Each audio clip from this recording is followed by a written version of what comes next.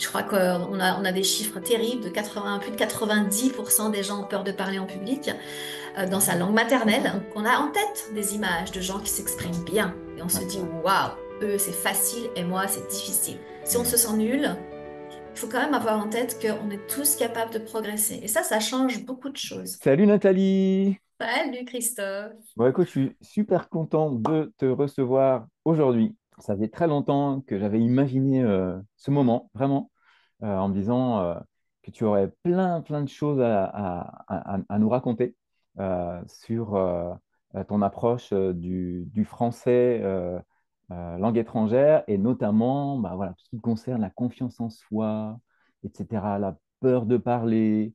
Et comme dans mon travail de français qui se focalise davantage sur la prononciation, eh bien, je rencontre aussi ce genre de situation. Bah, je suis super content que voilà, on puisse en parler tous les deux aujourd'hui.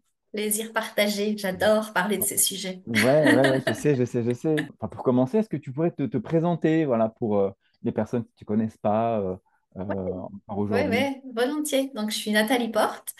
Je suis prof de français aussi, anciennement psychologue. Et c'est important parce qu'en fait, au fur et à mesure des années, j'enseigne depuis à peu près 13 ans. Et au fil des années, je me suis rendu compte que mon passé de psy, je devais pas l'enfermer dans un placard parce qu'il était très, très utile pour mes étudiants. Et donc, petit à petit, j'ai ouvert des portes, sans jeu de mots, j'ai rouvert des portes pour donner accès à pas mal de connaissances que j'avais en tant que psy, mais aussi en tant qu'apprenante en langues étrangères, sur la peur de parler, le stress, la confiance en soi. Moi-même, j'ai appris plusieurs langues étrangères. Et surtout, j'ai beaucoup voyagé et j'étais souvent obligée, en m'installant dans un pays, de maîtriser la base de la langue et être ridicule parce que je savais presque rien dire, avoir peur de qu'est-ce qu'on va dire de moi, c'est qui cette étrangère qui arrive et qui parle si mal.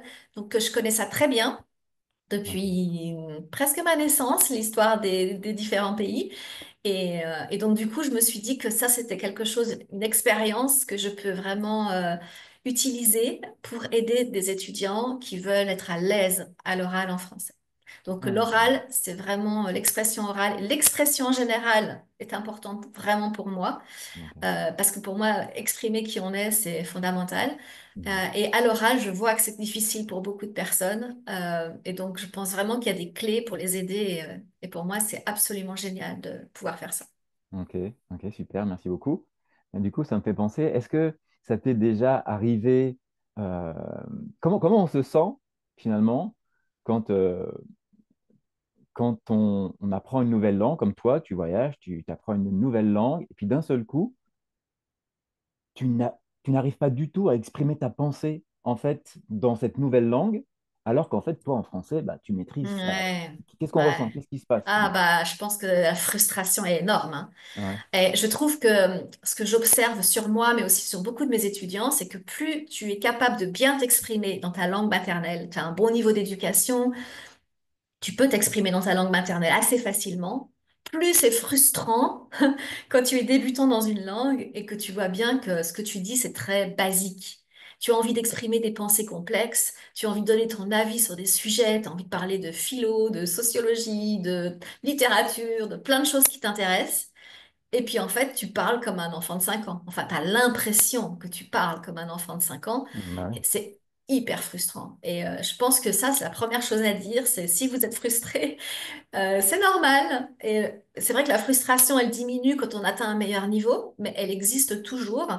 Quand on n'est pas natif, c'est vrai qu'on n'a pas la même finesse d'accord. d'expression. Si on n'est pas complètement immergé dans une langue étrangère pendant longtemps, Ouais, ben, on a cette frustration en fait. Et donc ça, je pense qu'il faut juste en avoir conscience. C'est pas parce qu'on est nul, c'est pas parce qu'on est lent.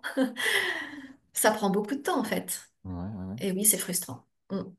Alors du coup, tu vois, moi, ça me fait penser à cette histoire de ce mot-là, peur, tu vois, cette histoire de peur, finalement. Mm. Tu dis, mais ça vient d'où ça? Ah ouais. C'est caché où? Ça Mais vient je d'où? crois que c'est terriblement humain, la peur. La peur de parler est terriblement humaine. Je crois que ça fait partie des peurs les plus répandues. Je crois qu'on a des chiffres terribles de 80, plus de 90% des gens ont peur de parler en public dans Ah sa ouais. langue maternelle. Ah Donc, oui. imagine en langue étrangère, c'est pire. Donc, c'est une peur vraiment très partagée. Même beaucoup de gens, en fait, arrivent vers moi en disant, non, mais moi, c'est vraiment, moi, j'ai un problème, je suis terrorisée à l'idée de parler, etc. Et ils imaginent que pour les autres c'est facile, ou que pour certains autres c'est facile. Et on a tous en tête ceux qui sont à l'aise à l'oral, des bons orateurs. On imagine des célébrités sur scène. On a en tête des images de gens qui Ouais, s'expriment bien. Et on se ouais, c'est dit, vrai. waouh, eux c'est facile et moi c'est difficile. Mhm. Mais en fait, il y a tout un parcours derrière. Je pense que personne est monté un jour sur scène, a fait un discours brillant et magnifique et émouvant pour tout le monde, Ouais, ouais, comme ça. ouais. Ça n'existe pas. Mhm. Et moi, j'aime bien rappeler que souvent, derrière quelqu'un qui a l'air à l'aise, il y a souvent beaucoup de travail. Il y a souvent beaucoup de préparation et de répétition. Pas- Enfin, souvent, je dis, moi, ma première vidéo, c'était en 2016, je n'oublierai jamais. J'ai voulu faire une présentation de qui j'étais Mhm. en français, donc ma langue maternelle, hein. Et j'ai passé 6 heures à filmer. J'étais hyper déçue de moi-même. Je bafouillais, je rougissais. J'arrivais plus à mettre mes idées parce que c'était la première fois que je me filmais. Ok. Et souvent, on oublie que le manque de pratique et d'expérience, ben, c'est difficile d'être bon. Ouais, ouais, ouais, ouais. Et aujourd'hui, c'est vrai que je peux filmer une vidéo sans ressentir d'effet du stress, mais je l'ai vraiment connu très très fort et je le connais régulièrement pour des situations qui sont nouvelles. Donc parfois, même les gens très intelligents, brillants, oublient qu'il faut commencer quelque part. La Ouais, première fois que vous faites une présentation, bah, vous avez peur. mhm, Oui, mhm. c'est logique. Et vous allez avoir peur pas mal de fois. Donc moi, je rappelle toujours que la pratique est déjà un premier élément. C'est pas l'essentiel, mais c'est un premier élément. Si vous pratiquez pas, vous pouvez pas vous sentir à l'aise, vous pouvez pas éliminer complètement la peur. En fait, on a peur de ce qu'on connaît pas, on a peur de ce Ouais, qu'on c'est ne vrai. maîtrise pas aussi. Ouais. Donc la pratique, Mais ça c'est c'est un des éléments. Ouais. vrai dans ce que tu dis, c'est vrai que, en fait, je suis sûr que tous, toi et moi y compris, tous ceux qui nous regardent maintenant, euh, ça nous est arrivé et ça va nous arriver encore avant de faire face à telle ou telle situation, d'être tout seul dans notre cuisine en train de dire, alors oui, donc tu vois, enfin de être en train de répéter en fait ce qu'on va faire, on l'a tous fait finalement, hein, donc ça peut venir de là. Est-ce que le fait de d'avoir ce comportement qui est presque, chez moi, il est presque instinctif, automatique, tu vois, des fois je me dis, j'ai même pas envie, mais je me vois répéter tout seul. C'est quoi? C'est parce que j'ai envie de me rassurer, c'est ça? C'est un truc comme ça? Tu as peut-être instinctivement une bonne stratégie, je dirais, parce qu'en fait, c'est ça. C'est-à-dire que notre cerveau, il fait pas la différence entre ce que l'on simule, c'est-à-dire qu'on fait semblant, Ouais, on joue la situation qui est pas réelle, et ouais, la situation réelle. Dans le cerveau, si on observe le cerveau, on fait un IRM, c'est la même chose. C'est les mêmes zones du cerveau qui sont activées, c'est les mêmes hormones qui sont dégagées, etc. ok, Donc, c'est un très très bon réflexe de faire semblant, de se préparer comme si c'était la situation. C'est surtout pour une présentation, c'est très important. Si vous devez en fait présenter votre travail, par exemple, ou présenter je sais pas, peu importe en fait, vous avez un point de vue à transmettre, il y a tout un aspect qui est évidemment de préparer le contenu. Évidemment, si le contenu n'est pas très bien préparé, ça va pas être brillant. Mais donc le contenu, mais après il y a tout comment je le présente. Donc ok, on réfléchit à la manière de le présenter. Et puis aussi on travaille sur soi. Donc justement, donc il y a des choses à faire. On fait semblant, oui, comme en situation réelle. On peut travailler sur la visualisation. Donc on va un petit peu plus loin, c'est-à-dire qu'on s'imagine, on visualise la pièce, les gens qui seront là, qu'est-ce qu'on aura devant nous, éventuellement même comment on sera habillé. On essaie de visualiser. Ça aide énormément notre cerveau à se préparer. ok, Il y a aussi tout un travail sur la respiration, la gestion du stress par la respiration. Donc il y a plein de choses possibles, mais en tout cas, il faut imaginer que c'est de la préparation. Et que c'est pas, il n'y a pas ceux qui ont du talent, pour qui ok, c'est comme ça, et puis ceux qui sont nuls et qui n'y arriveront jamais. Moi, je crois vraiment c'est vraiment, faut avoir un mindset de croissance en fait, le mindset de croissance, c'est-à-dire qu'on est convaincu, je suis convaincue qu'on est tous capables de progresser. On n'est pas tous égaux à un instant T, on n'arrive pas tous au même point, mais on est tous capables de progresser. Vraiment, hein, quelles que soient les Ok. personnes, même si on se sent très défavorisé sur l'expression, si on se sent nul, il faut quand même avoir en tête qu'on est tous capables de progresser. Et ça change beaucoup de choses. Alors, tu disais finalement que ton cerveau, finalement, il croit ce que tu penses, en fait. Enfin, tes Mm. pensées vont vraiment diriger ton cerveau. Donc, tu disais, voilà, il faut te projeter, te visualiser dans telle situation, etc. Mais du coup, ça veut dire que ça marche aussi en sens inverse. Ça veut dire que si tu as tendance à mouliner et à avoir plutôt des pensées pas très sympas envers toi, ça, qu'est-ce qui se passe du coup? Ah, bah, c'est exactement ça, c'est-à-dire que ça fait le même effet, exactement. Une pensée négative qui te suit depuis que tu es petit, alors là c'est le pire, hein, c'est-à-dire les pensées qui viennent de la famille ou des profs quand on est petit, t'es nul en langue, ah c'est pas ton truc le français. Ceux qui ont entendu ça et surtout qui l'ont resté gravé, et c'est une petite musique qui tourne, ces personnes-là vont l'intégrer comme la réalité, comme une vérité en fait, Ouais, qui ouais, n'est absolument pas une vérité, mais qui va prendre la valeur. C'est comme une vérité pour le cerveau en fait. Alors, donc je trouve ça assez triste parce qu'on a tous des phrases qu'on nous a dites et qui ont pris à un moment donné de l'importance et que l'on a encore avec nous sur notre petit sac à dos, même quand on est adulte. ouais. Mais la bonne nouvelle de ça, c'est qu'on peut l'enlever du sac à dos. Voilà, Génial, génial. c'est juste quelque chose que l'on a pris sur soi, mais on peut aussi décider que c'est fini en fait. Et souvent quand je dis ça, les gens me disent oh, c'est pas si facile.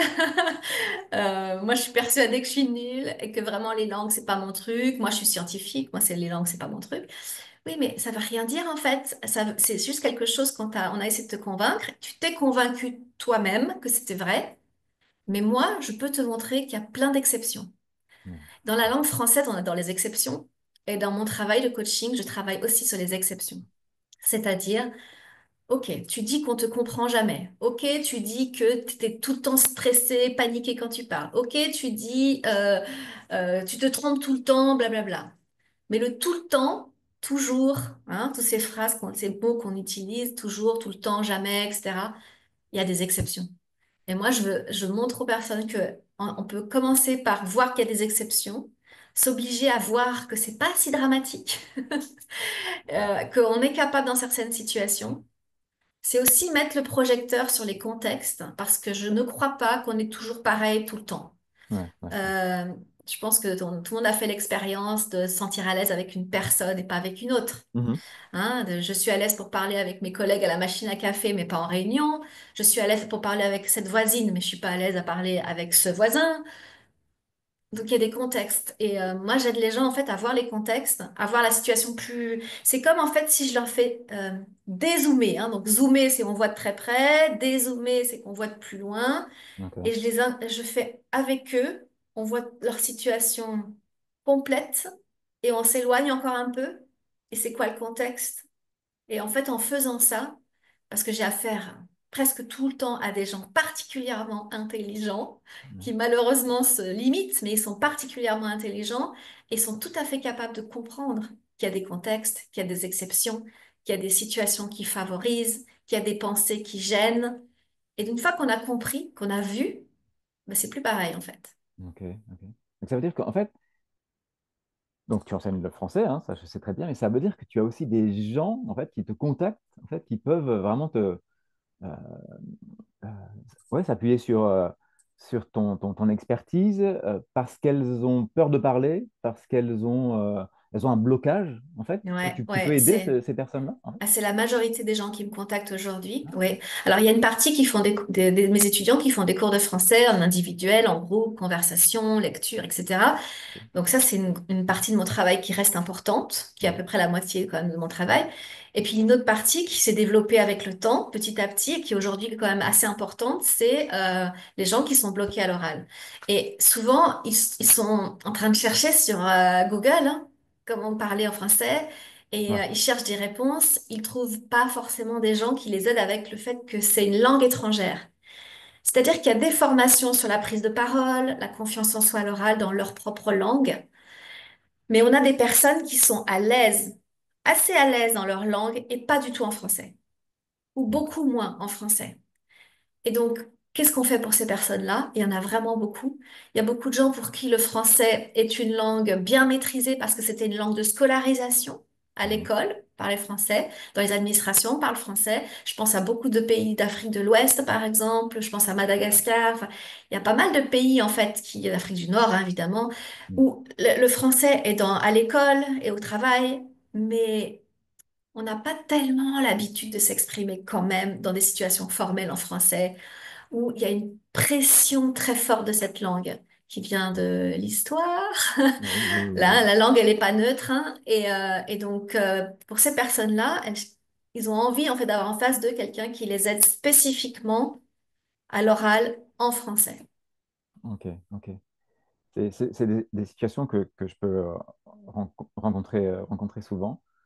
Euh, donc, c'est des entreprises en fait, qui me contactent en fait, parce que leurs employés ont des postes importants au sein de l'entreprise. Ils doivent diriger d'autres personnes, donner des consignes précises et ils doivent aussi animer tu sais, des réunions, tout ça. Et donc, c'est arrivé hein, que les personnes viennent et puis du coup, tu as un poids parce que c'est l'entreprise tu vois, Ouais. qui t'a confié.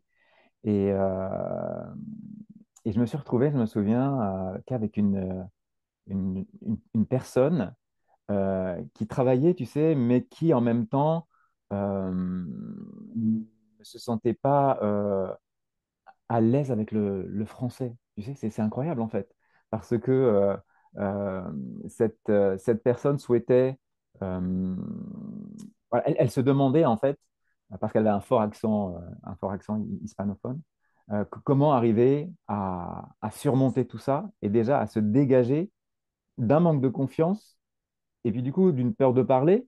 Voilà. Elle était dans un milieu francophone. Elle arrivait dans un milieu Dans francophone. un milieu complètement francophone. Ouais. Ouais, mais ça aussi, alors, la grande majorité des gens que j'accompagne en coaching ont cette problématique de j'ai appris le français dans mon pays, j'ai atteint un niveau assez bon, voire très bon. Je suis mutée par mon entreprise où j'ai trouvé un travail en France, en Belgique, etc., dans un pays suisse, parfois un pays francophone où on me demande de travailler en français. Et avant le départ, c'est génial. Waouh, c'était mon rêve. Souvent, il y a vraiment, c'est une promotion professionnelle, c'est aller en Europe, il y a plein de choses très positives qui sont avec ça. Mais arrivé sur place, il y a une réalité qu'ils n'avaient pas forcément imaginée. Bah, c'est qu'ils sont pas si à l'aise que ça dans la communication en français, pas si à l'aise que ça dans les relations en français. Et ça, c'est un aspect qu'on travaille aussi, c'est l'aspect socioculturel, Ok. c'est-à-dire qu'une langue, pas que de la linguistique, c'est pas que Hmm. du vocabulaire. Il y a vraiment les codes, hein, comment on entame une conversation informelle, comment on se comporte avec ses collègues, avec ses managers, comment on parle à la machine à café, qu'est-ce qu'on dit pas, la limite entre le personnel et le professionnel. Tout ça, c'est des codes en général qui n'ont pas avant d'arriver. Alors, ils découvrent un certain nombre de choses, mais parfois on me dit, ah, mais en fait, on m'a parlé, par exemple, typiquement, mon manager m'a parlé comme ça, je me suis sentie agressée, il m'a dit que c'était nul ce que je faisais. Et en fait, la situation, elle n'est pas exactement, moi je ne la vois pas exactement comme la personne l'a vue. Ok. C'est-à-dire que par exemple, je vais donner un prénom fictif, ce sera plus simple. Lina. Lina, son manager lui a dit, Lina, écoute, c'était bien ta présentation, mais bon, la prochaine fois, il faut que tu sois beaucoup plus concise, hein, et puis ça ira. Et salut. Lina, elle, dans sa culture, c'est pas du tout comme ça qu'on fait un feedback. Ouais, ouais. Elle s'est sentie super agressée et elle me Ok. dit, bah vous voyez, hein, il me trouve nulle. Bah non, en Ouais. fait, pas du tout. Pour un manager français classique, il lui a pas dit qu'elle était nulle, en fait. Il lui a dit même, c'est bien, mais la prochaine fois, fais comme ça. C'est un feedback très court, pas assez enveloppé de prise en considération de la personne. Ben ça, c'est très socioculturel en fait, hein. Mhm. C'est-à-dire, elle se dit, ah mais il pense pas que je suis... Non, j'encourage les gens à être observateurs des feedbacks, bien sûr, mais aussi d'en demander des feedbacks. C'est-à-dire, plutôt que de se dire, non mais vu comment il m'a parlé, c'est sûr, il me trouve nul. Ou alors, à ce collègue, il me parle jamais, c'est évident. Il pense que je suis pas assez douée en français pour parler avec lui. Ouais. Ah, on me convoque jamais dans cette réunion, ça veut vraiment dire que je suis pas compétente. Eh ben, en fait, c'est demander des feedbacks. Ça peut être tout simplement, je me pose des questions sur mon niveau en français. Est-ce que vous pensez que j'ai le niveau suffisant? Est-ce qu'il faudrait que je progresse en français? Les gens qui osent faire ça, Ouais, je sais que c'est super difficile, hein, mais ceux qui ouais, osent ouais, faire ça, ils ont un retour, mais pas du tout. Vous avez un super niveau en français. Non, non, il faut juste que vous preniez confiance, il faut juste que vous parliez un peu plus avec vos collègues. Voilà. Et en fait, il faut demander des feedbacks quand on arrive dans un nouveau contexte, ouais. surtout quand le contexte linguistique est différent et culturel différent, parce que il y a beaucoup d'autres choses que la langue française. Oui, c'est vrai. Ce que tu dis, ça, pour rebondir sur une petite chose hier, j'ai échangé avec une personne et qui me disait, c'est vrai que vous, les Français, vous avez tendance à vous exprimer très souvent de manière négative pour exprimer des choses positives. Donc, vous allez dire c'est pas C'est pas mal mal! au lieu de dire c'est bien. T'es pas bête au lieu de dire mais t'es super intelligent, t'es intelligent, etc. Donc, ça, c'est un petit peu troublant. Et puis, moi, j'encourage aussi, tu vois, des étudiants, tu vas me dire ce que tu en penses. Ils arrivent en France, ils ont bossé leur français, tu vois, grammaire, enfin tout, quoi, leur prononciation.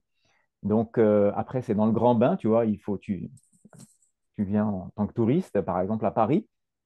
Tu ouvres la bouche pour commander quelque chose à droite ou à gauche dans un bar, un resto, et bam, le type tout de suite te répond en anglais ou dans ta langue maternelle s'il la connaît, tu vois. Et donc, beaucoup d'étudiants, du coup, ils sont blessés, hein, blessés, frustrés. Qu'est-ce que tu en penses, toi, de ça? Ouais.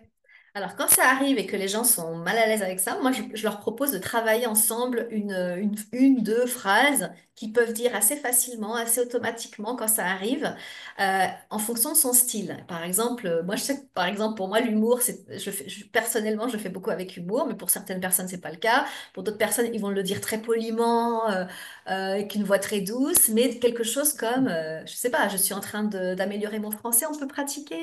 Ou non, s'il vous plaît, restez en français. Ou alors quelque chose comme je sais que j'ai un accent, mais s'il vous plaît, on reste en français quand même. Trouvez une phrase qui résonne bien avec vous, qui est naturelle, Ouais, ouais, qui vous correspond euh, et que vous allez pouvoir sortir automatiquement sans trop réfléchir. On la travaille ensemble, on la travaille en interaction. Parce que oui, les gens ont le droit de demander à ce qu'on leur parle en français. Donc voilà. ouais, tout Mais il à faut fait. pas le prendre personnellement. Je leur dis aussi souvent qu'il y a des personnes qui veulent pratiquer une autre langue. Les Français sont en train de beaucoup s'améliorer en langues étrangères. Donc certains, ils veulent pratiquer leur anglais. Dès qu'ils entendent un anglophone parler français, ils sont là, ah, je vais pouvoir parler anglais. Donc c'est pas contre vous, c'est peut-être juste pour eux. C'est Ouais, différent. ouais.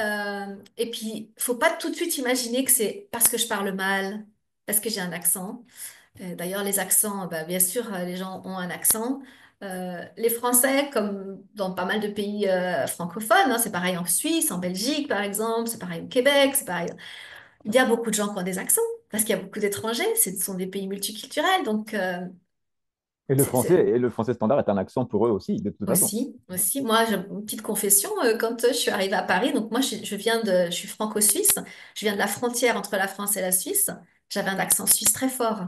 Je suis arrivée D'accord, à tu parlais un Paris. peu comme ça, avec des montées comme ça, un petit peu. Exactement. Ok. Et quand je suis arrivée à Paris, la première chose, tous les gens qui me rencontraient me disaient, ah, vous venez d'où? Vous venez d'où? Vous venez d'où? J'ai commencé un travail. Tu viens d'où? Tu viens d'où? Tu viens d'où? C'est génial. Donc j'ai eu ces questions répétitives. Et les gens qui ont un accent fort, une autre couleur de peau, entendent malheureusement toujours ces questions. Tu viens d'où? Tu viens d'où? Ouais, Et donc moi, je les encourage à faire un petit travail sur eux-mêmes pour faire la part des choses entre ce qui vient d'eux et ce qui vient des autres. Ok. Il y a des gens ouais, qui sont curieux, qui posent des questions par gentillesse et curiosité. Faut pas le prendre trop mal. C'est pas, on n'est pas en train de dire, ah, mais il est horrible votre accent quand on dit tu viens d'où. On dit, ah, c'est surprenant. Ah, ou je n'identifie pas ton accent. Ou peut-être c'est juste j'ai envie de créer un contact avec toi et je sais pas comment commencer la conversation. ouais, Et dire tu viens d'où, bah, c'est peut-être un premier pas. Donc, faut pas le prendre mal, je mm, pense. mm. Il faut trouver justement un moyen. Et donc, moi, j'avais tout le temps des trucs. Ah, bah écoute, je suis française comme toi, mais je viens d'une région où on a un autre accent. Euh, et quand j'étais moins à l'aise, je pouvais dire, eh ben, devine, c'est du français, mais devine d'où il vient. Ouais, Voilà, c'est vrai. donc on peut trouver des choses, des petites phrases où on se sent à l'aise. C'est pas toujours facile au début, mais moi, j'encourage à le faire. Faut Ok. en tout cas ne pas se laisser écrouler par qu'est-ce qu'il m'a dit, qu'est-ce qu'elle m'a dit. trouver Parce les que c'est vrai moyens que de répondre.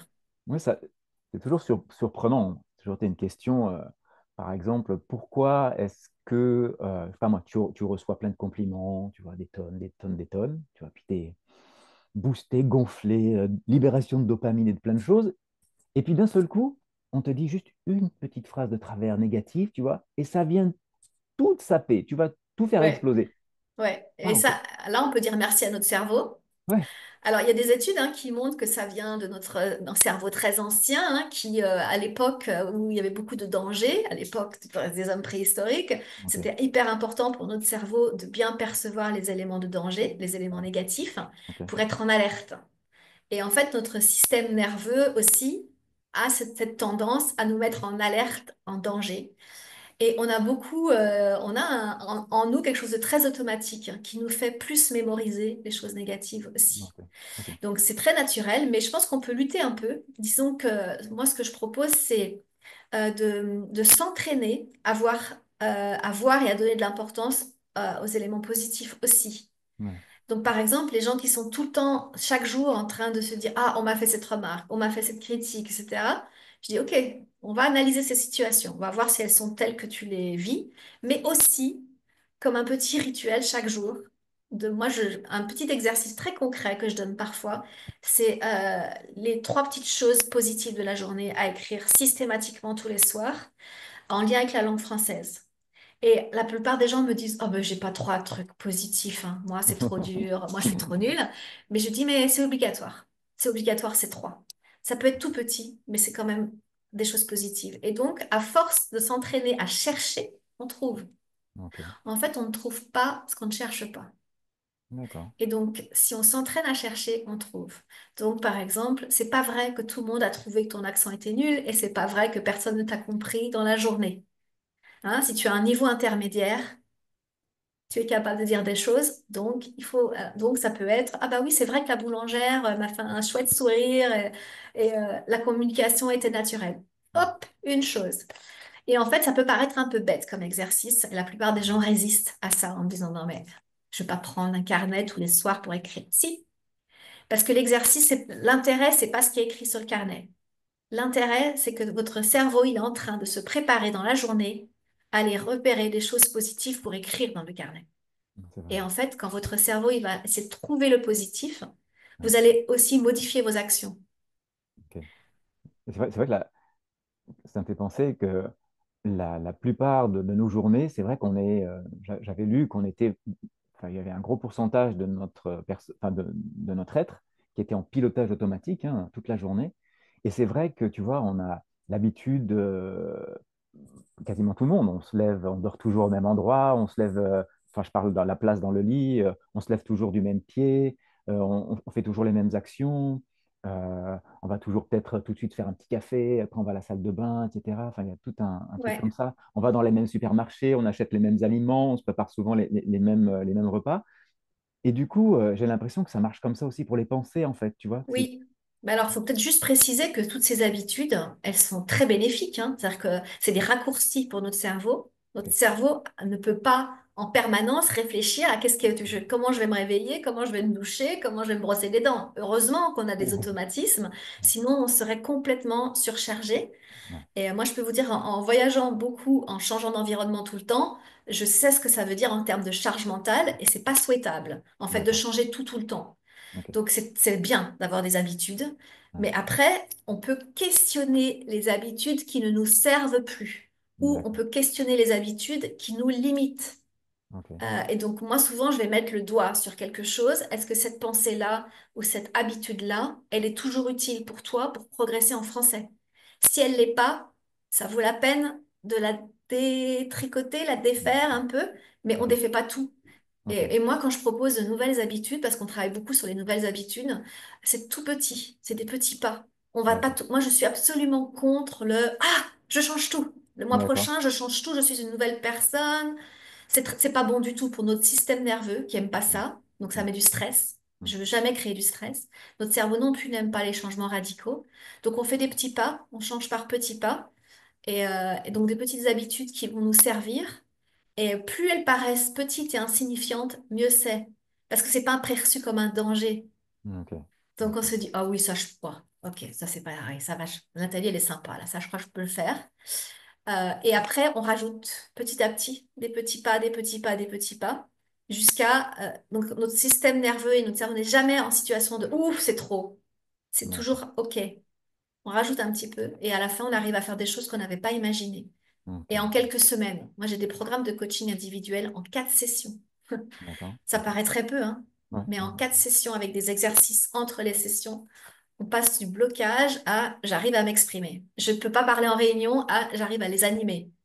Et hmm, ça paraît assez magique, et en fait, c'est absolument pas magique. C'est vraiment notre cerveau. En fait, on est en train d'orienter notre cerveau pour être capable de le faire. ok. Du coup, c'est super encourageant ce que tu dis là, franchement. Ouais, ouais, ouais. Et j'en suis encore moi-même surprise souvent. Ah ouais, ouais, Parfois, ouais. ça m'arrive hein, de me dire, OK, peut-être avec cette personne, son contexte est quand même très compliqué. Peut-être que je vais peut-être pas. Bon, on va essayer le maximum pour les 4 sessions. J'espère que je vais y arriver avec elle. Et, euh, et le résultat est génial. Je me dis, bah ouais, ça, c'est vraiment quoi. Ça marche. Ça marche. Et pour moi, c'est un message d'espoir, vraiment. Ne croyez pas que c'est perdu d'avance, qu'il y a des gens qui n'y arrivaient pas vous. C'est possible pour tout le monde. Mais par contre, c'est vrai que ça demande un certain engagement. Moi, Ok, j'insiste beaucoup sur le fait que c'est plus confortable de ne pas changer, même si c'est pas agréable. La situation actuelle n'est pas agréable. Avoir peur de parler, c'est pas agréable. Mais notre cerveau aime bien le confort et l'habitude. ouais. Hein. Donc, il faut quand même, à un moment donné, décider, je vais créer un petit inconfort pour changer, pour avoir quelque chose de beaucoup plus agréable plus tard. Donc en fait, ça pourrait vouloir dire que certaines personnes, tu vois, qui ont, si je prends dans ma pratique, euh, travaillé leur prononciation depuis déjà un certain nombre d'années, commencent à rentrer dedans et ils commencent à bien comprendre les choses, mais il y a toujours un blocage, finalement, ça pourrait être intéressant de se tourner, essayer de voir un petit peu du côté de la confiance en soi, et justement, si c'est pas Ouais. un problème qui est sous-jacent. Ouais. La première chose à faire, c'est bon, identifier qu'on a un problème ou quelque chose qui nous met en inconfort. Ouais, Et après, prendre la décision de chercher les raisons. Alors, quand je dis chercher les raisons, on va pas remonter à l'enfance, on fait pas de la psychanalyse, hein, mais on va quand même essayer d'analyser la situation. Qu'est-ce qui vient du contexte? Qu'est-ce qui vient de moi?